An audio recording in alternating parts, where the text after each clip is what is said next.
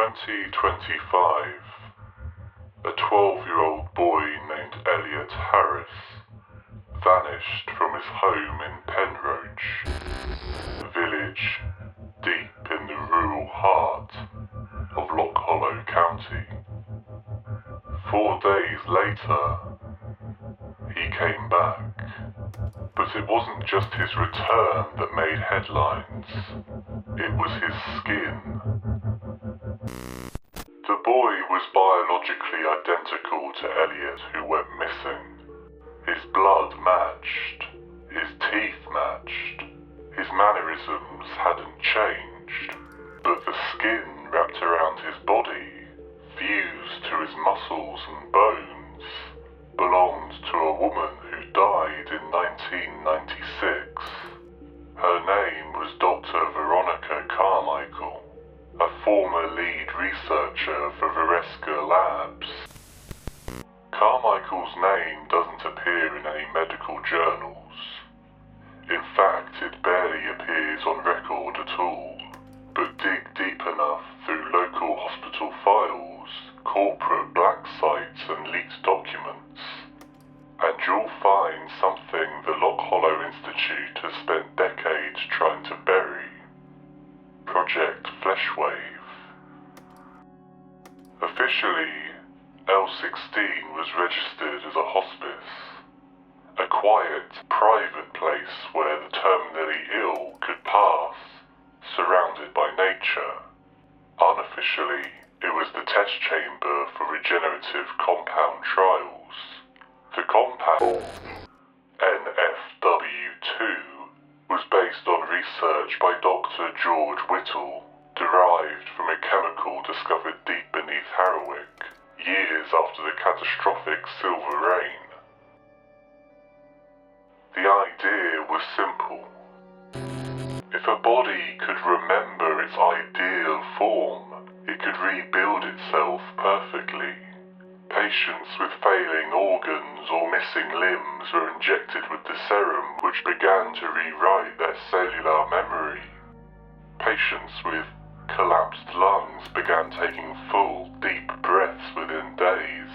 A man's severed toe regrew, not just skin, but callus too, as if it remembered a lifetime of pressure from walking. At first, the results were promising, but by trial group 4, something had changed. Patients began reporting strange sensations, pressure beneath the ribs, itching inside the throat, the feeling of something growing inside of them. At first, Viresca researchers dismissed it as a psychosomatic side effect of the treatment, until they opened a patient's chest cavity after they were visibly struggling to breathe and found a second liver threaded around his lung, pink, pulsing, and still twitching unnaturally. This was the first in a series of grotesque discoveries that also included a tongue growing down the spine of a man who had been a mute since birth. By mid-1995, Viresca was already losing control of these mutations, and in an attempt to stabilize them, Viresca partnered with a new broadcast company, Inject the dream. Anchor it. The flesh remembers better when it has something to want. Notes suggest that Viresca began calling such incidents of rogue growth responsive flesh. They deemed them to have low intelligence, but cited that the responsive flesh was alive enough to know it existed, just not advanced enough in order to communicate. Hair would begin to grow in patches over the flesh. Eye-like mutations would appear in huddled spots, blinking, but as far as research could determine, seeing nothing. Carmichael believed the discovery was rooted in memory, that the body, when pushed, with the aid of substance NFW2, would not just heal, but reach backward in order to try to complete a version of itself that in some cases never existed, a kind of genetic improvisation, a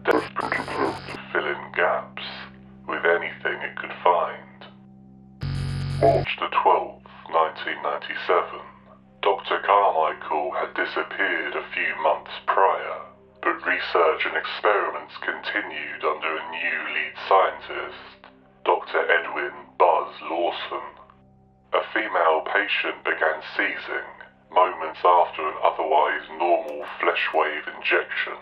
Her body went rigid, eyes rolled white, and then came the sound. At first it was dismissed as a monitor glitch, showing the woman had a second heart, a double pulse. But as Dr. Lawson's longtime apprentice, George Logan, leaned in to check her vitals, he heard it. 2 heartbeats, one in the chest and one somewhere in the throat. This is the first time documented evidence suggests that growths have a heart of their own. The patient's skin began to bubble, rising in mounds, soft heels pushing upwards across her lower stomach and thighs, as if something beneath her was pressing up with slow, deliberate force. The leaked notes say that the patient tried to scream, but all that came out was wet, gurgling, as if her lungs were filling with liquid. The patient's skin began to peel from her body. The tissue along her stomach and thighs began to pull apart, tendons snapping like tension wires, blood spilling in short, pressurized bursts.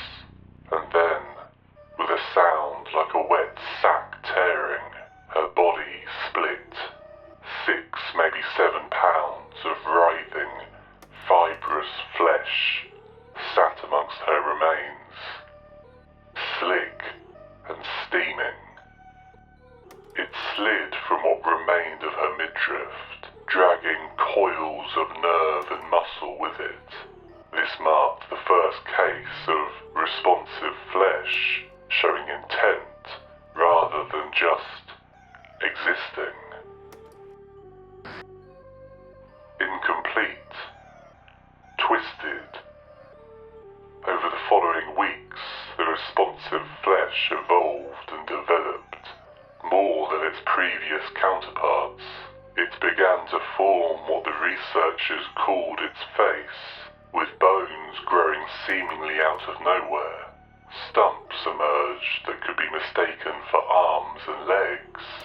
Unlike the previous half-lives that encountered the side effects of MSW2, this one didn't eventually perish.